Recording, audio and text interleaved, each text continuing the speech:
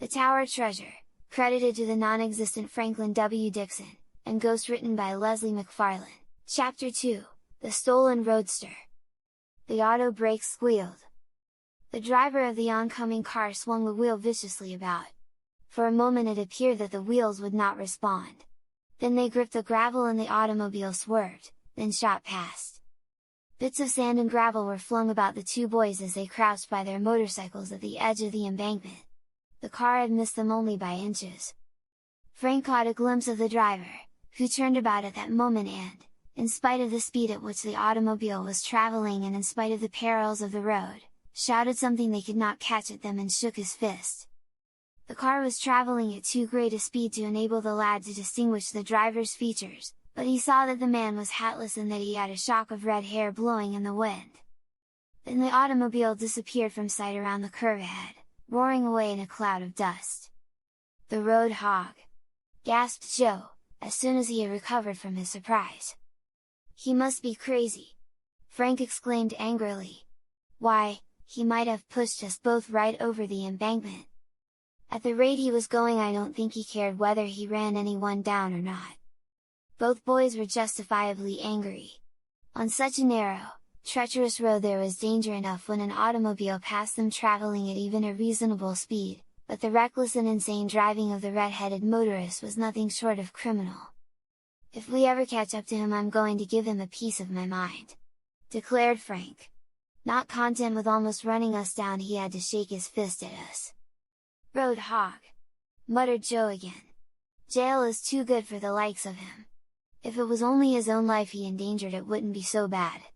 Good thing we only had motorcycles. If we had been in another car there would have been a smash-up, sure." The boys resumed their journey, and by the time they had reached the curve ahead that enabled them to see the village of Willowville lying in a little valley along the bay beneath them, there was no trace of the reckless motorist. Frank delivered the legal papers his father had given to him, and then the boys had the rest of the day to themselves. "It's too early to go back to Bayport just now," he said to Joe. "What say we go out and visit Chet Morton?" "Good idea," agreed Joe. "He has often asked us to come out and see him." Chet Morton was a school chum of the Hardy boys. His father was a real estate dealer with an office in Bayport, but the family lived in the country, about a mile from the city. Although Willowville was some distance away, the boys knew of a road that would take them across country to the Morton home, and from there they could return to Bayport. It would make their journey longer, but they would have the pleasure of visiting their chum. Chet was a great favorite with all the boys, not the least of the reasons for his popularity being the fact that he had a roadster of his own, in which he drove to school every day and with which he was very generous in giving rides to his friends after school hours. The Hardy boys drove along the country roads in the spring sunlight, enjoying the freedom of their holiday as only boys can. When they had reached a culvert not far from the Morton place, Frank suddenly brought his motorcycle to a stop and peered down into a clump of bushes in the deep ditch. "Somebody's had a spill," he remarked. Down in the bushes lay an upturned automobile. The car was a total wreck, and lay bottom upward, a mass of tangled junk. "Must have been hitting an awful clip to crumple up like that," Joe commented. "Perhaps there's someone underneath. Let's go and see." The boys left their motorcycles by the road and went down to the wrecked car. But there was no sign of either driver or passengers. "If anyone was hurt, they've been taken away by now. Probably this wreck is a day or so old," said Frank. "Let's go! We can't do any good here."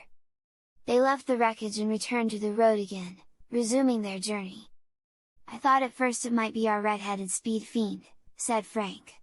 If it was, he was sure lucky to get out of it alive. The boys gave little further thought to the incident, and before long they were in sight of the Mortons' house, a big, home-like, rambling old farmhouse with an apple orchard at the rear. When the boys drove down the lane they saw a figure awaiting them at the barnyard gate. "That's Chet," said Frank. "I'm glad we found him at home. I thought he might have gone out in the car." "It is strange," Joe agreed. "On a holiday like this he doesn't usually stay around the farm." As they approached, they saw Chet leave the gate and come down the lane to meet them. Chet was one of the most popular boys at the Bayport High School, one reason for his popularity being his unfailing good nature and his ability to see fun in almost everything. He was full of jokes and good humor and was rarely seen without a smile on his plump, freckled face. But today the Hardy Boys saw that there was something wrong. Chet's face had an anxious expression, and as they brought their motorcycles to a stop they saw that their chum's usually cheery face was clouded. "What's the matter?" asked Frank, as their friend hastened up to them. "You're just in time," replied Chet hurriedly. "You didn't meet a fellow driving my Roadster, did you?" The brothers looked at each other blankly. "Your Roadster? We'd recognize it anywhere." "No, we didn't see it," said Joe. "What's happened?" "It's been stolen." "Stolen?" "An auto thief stole it from the garage not half an hour ago. He just went in as cool as you please and made away with the car. The hired man saw the Roadster disappearing down the lane, but he supposed I was in it so he didn't think anything of it. Then he saw me out in the yard a little while later, so he got suspicious, and the Roadster was gone." "Wasn't it locked?" "That's the strange part of it. The car was locked, although the garage door was open. I can't see how he got away with it." "A professional job," commented Frank. "These auto thieves always carry scores of keys with them.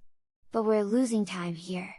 The only thing is to set out in pursuit and to notify the police. The hired man didn't see which way the fellow went, did he?" "No.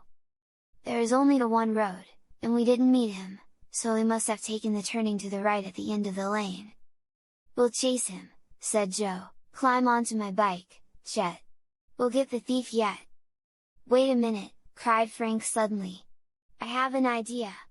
Joe, do you remember that car we saw wrecked in the bushes?" "Sure! Perhaps the driver stole the first automobile he could lay his hands on after the wreck." "What wreck was that?" asked Chet. The Hardy Boys told him of the wrecked car they had found by the roadside. It had occurred to Frank that perhaps the smash-up might have occurred just a short while before and that the driver of the wrecked car had resumed his interrupted journey in a stolen automobile. "It sounds reasonable," said Chet. "Let's go and take a look at this wreck. We can get the license number and that may help us find the name of the owner." The motorcycles roared as the three chums set out back along the road toward the place where the upturned automobile had been seen among the bushes. The boys lost no time in reaching the place, for they realized that every second was precious and that the longer they delayed the greater was the advantage to the car thief. The car had not been disturbed and apparently no one had been near it since the boys had discovered the wreck. They parked their motorcycles by the roadside and again went down into the bushes to examine the wrecked car. To their disappointment the car bore no license plates. "That looks suspicious," said Frank. "It's more than suspicious," said Joe, who had withdrawn a little to one side and was examining the automobile from the rear. "Don't you remember seeing this car before, Frank? It didn't occur to me until you mentioned the matter of license plates." "I have been wondering if this isn't the same car that passed us on the shore road at the curve," replied Frank slowly. "It is the same car. There's no doubt of it in my mind. It didn't have a license plate, I noticed at the time, for I wanted to get the fellow's number. And it was a touring car of the same make as this." "You're right, Joe. There's no mistake. The red-headed driver came to grief in the ditch, just as we said he would, and then he went on to the nearest farmhouse, which happened to be Chet's place, and stole the first car he saw. The busted car was the one the fellow was running who nearly sent us over the cliff," Joe declared. "And it's 10 chances to 1 that he's the fellow who stole Chet's Roadster. And he's red-headed. We have those clues, anyway." "And he went on past our farmhouse instead of turning back the way he came," cried Chet. "Come on, fellows, let's get after him. There was only a little bit of gas in the Roadster anyway. Perhaps he stalled by this time." Thrilling with the excitement of a chase, the boys clambered back onto the motorcycles and within a few moments a cloud of dust rose from the road as the Hardy Boys and Chet Morton set out in swift pursuit of the red-headed automobile thief.